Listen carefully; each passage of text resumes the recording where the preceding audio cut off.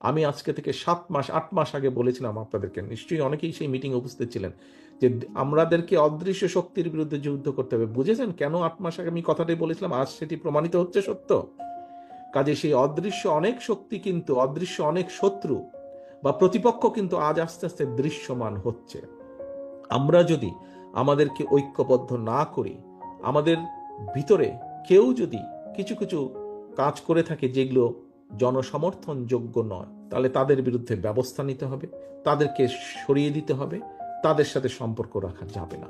আমরা যদি এই কাজগুলো না করি, আমরা যদি নিজেরা ঐক্যবদ্ধ না হই, তাহলে আমাদের 31 দফা বাস্তবায়ন করতে হয়তো পারবো না।